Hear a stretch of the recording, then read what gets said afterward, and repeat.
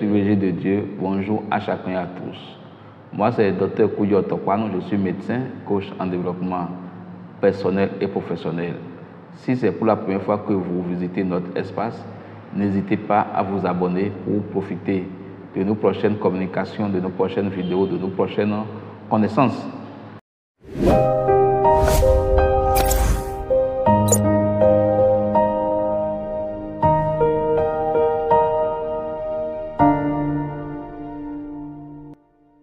Alors, ce jour, nous allons aborder un thème très important pour chacun de nous, qu'on soit enfant ou personne âgée. Nous allons aborder la thématique sur notre avenir. Planifier votre avenir. Ceci est très important pour nous tous. Qui ne veut pas avoir un bel avenir, un meilleur avenir? Mais comme nous le savons, rien ne vient au hasard. Tout s'organise et tout se planifie.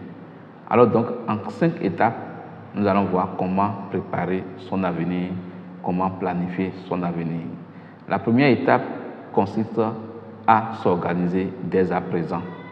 S'organiser dès à présent est très important parce que votre position actuelle dépend des choix que vous avez eu à faire hier et votre position future dépend des choix, des décisions que vous prenez dans votre vie aujourd'hui. Ceci est très important à savoir. Vous ne pouvez pas semer de l'arachide et récolter du haricot. Vous ne pouvez pas semer de la mangue et récolter des oranges. Alors, votre futur, votre avenir dépend de la planification que vous faites aujourd'hui. Et pour ça, commencez dès à présent à vous organiser pour avoir un avenir radieux et meilleur. La deuxième étape pour planifier son avenir, c'est de faire un choix, notamment entre la richesse et la connaissance. Oui, le choix entre richesse et connaissance. C'est peut-être très subtil ce que je veux dire, mais c'est très important à savoir.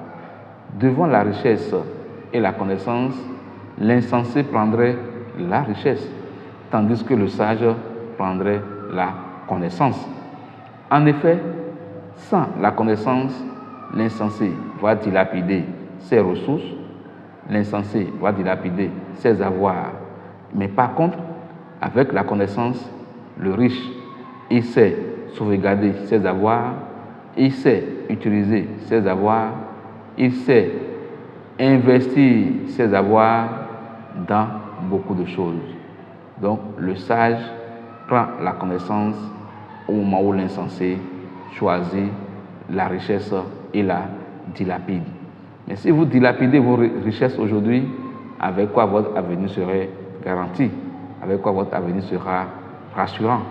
Alors, chers amis, entre la richesse et la connaissance, prenez, toutefois que l'occasion vous est donnée, prenez donc la connaissance. Troisième étape pour planifier son avenir, c'est d'épargner pour les vieux jours. Oui, c'est très important. Aujourd'hui, vous avez de l'énergie et de la force pour aller travailler. Mais profitez-en pour épargner pour les jours où vos vieux jours vont commencer par se prononcer. Vous avez de la force et de l'énergie aujourd'hui pour aller travailler. Mais épargnez pour les moments où vous n'aurez plus assez de force pour faire les gros efforts que vous faites aujourd'hui. Donc, il faut épargner pour ces vieux jours. Épargner et les sécuriser donc dans de bons investissements. C'est la quatrième étape. Une fois que vous avez épargné vos ressources, votre avoir, il faut alors explorer dans quel investissement il faut mettre cela. Mais un bon investissement à la lumière des conseils de ceux qui s'y connaissent, à la lumière des experts, des experts des domaines.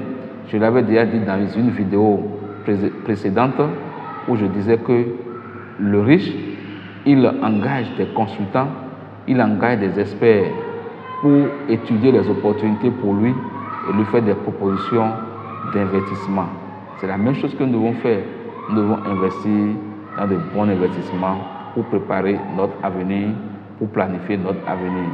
Et la dernière étape, qui est donc la cinquième étape du lot, c'est savoir compter avec le temps. Chers amis, c'est aujourd'hui qui t'appartient. Demain n'est pas à toi. Hier est passé.